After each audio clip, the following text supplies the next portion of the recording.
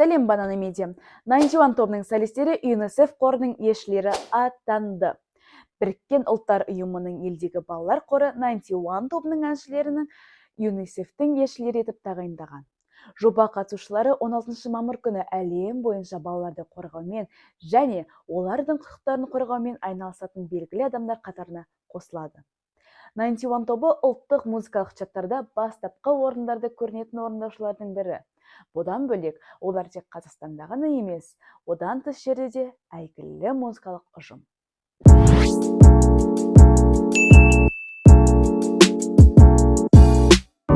Әлеуметтік желіде Мадлен лақабатымен танылған Мадина Мамадалиева белгілі стендапер Нұрасқан Басқожаны жеке басыма тіл тигізді деп айыптады. Әзілкеш стендап сахнасына жемқорлық туралы әзіл айтып, көрерменді күлдірген болатын.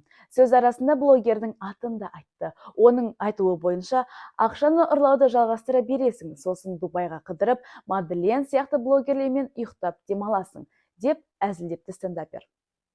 Көрермен арасынан келген видеоны көрген блогер қатты ашуланып, ар намысына нұқсан келді деп әзілкешті айыптады. Ал Мадленнің сөздері бойынша, бұл қандай адам, менің атымды пайдаланып, беделімді түсіретін кім еді?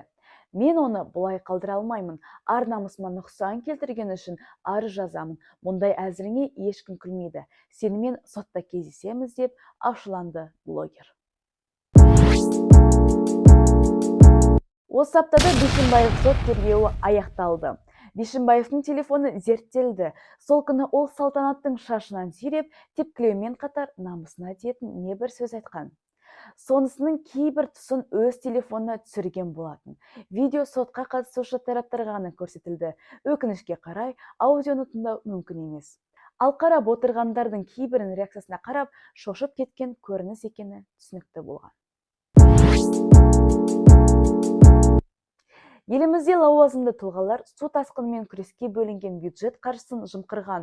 Бұл туралы Қаржылық мониторинг агенттігінің төрағасы хабарлады.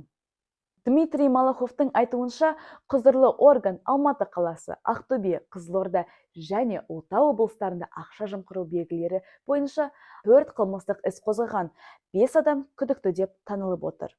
Алдын ала есеп бойынша залалдың жалпы сомасы 1 миллиард теңгеден асады. Аталған қаражат бұдан бұрын гидроқұрылыс нысандарын жөндеуге бөлінген екен. Агенттік енді су тасқынынан зардап шеккен аймақтарға аударылған ақшаның да жұмсалуын қатаң тексереді. Kanye West қазақстандық режиссермен бірігіп клип шығарды. Бейнебаянға әншінің қызы North West түскен. Жас талант иесі кадрде басты рөлді сомдаған болатын. Клипті монтаждаумен және түстерді реттеумен қазақстандық режиссер Жүргенов атындағы Қазақ ұлттық өнер академиясының түлегі Медет Шаяхметов айналысқаны назар аудартады. Медет өзінің Instagram парақшасында клиптен үзінді жариялады. Желі қолданушыларының көптеген пікірлерін алды. Димаш Құдайберген өзінің жаңа әніне түсірген бейнебаяннан үзінді көрсетті. Ол видеосын Инстаграмдағы парақшасына жариялаған болатын.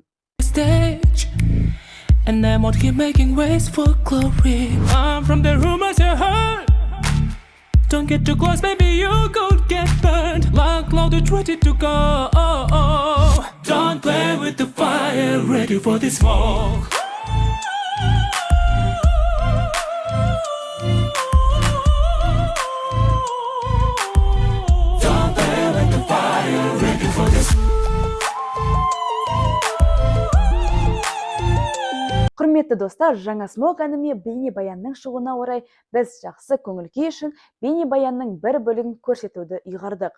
Бұл сіздерді жалықтырып алмайды деп сенемін. Жақында Будапештте және Стамбулда көрсеміз. Жаңа әнді концертте тыңдағыңыз келе ме? Сіздермен кездесетін сәтті күтемін деп жазды әртіс. Одан қоса Димаш Құдайберген Түркия телеарнасына эксклюзивті сұхбат берді. 30 жасқа толуыма орай Стамбулда беретін концертімнің қарсаңында түркиялық телевидениеге эксклюзивті сұхбат бердім. Сұхбаттың толық нұсқасын менің YouTube арнамнан көре аласыздар деп жазба қалдырды әнші. Димаш Құдайберген сұхбатында 17 жасынан бастап карьерасын бастағанын, жас қанатқа қатысу арқылы танылғанын және 2017 жылы Қытайдағы үлкен жарыстан кейін әлемдік деңгейде танымалдыққа ие болғанын айтты.